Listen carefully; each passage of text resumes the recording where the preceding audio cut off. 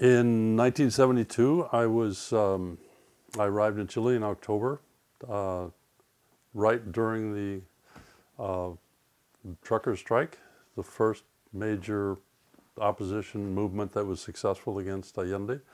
I went to Chile because I had become a journalist only a few years before. Prior to that, I had a history as a theology student and a seminarian. So I became a journalist in my late 20s. And with 2 years' experience, I thought, well, that's enough. I'll be a foreign correspondent in Latin America. I already knew Spanish. And so I went to Stanford University, got a degree in Latin American Studies, a master's degree, very good program at that time, and then headed down south and arrived by way of Cuernavaca.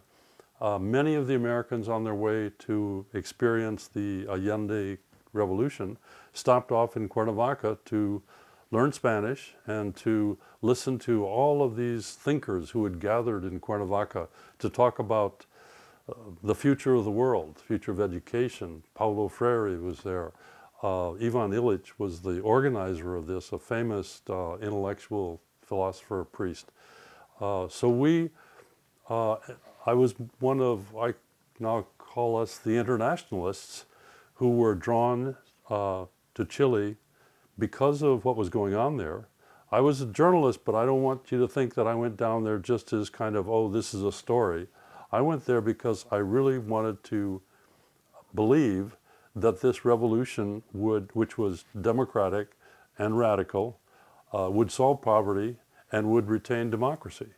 I really thought that if that would be the most optimistic outcome that I can imagine, coming off of the United States in the middle of the Vietnam War and the Nixon administration.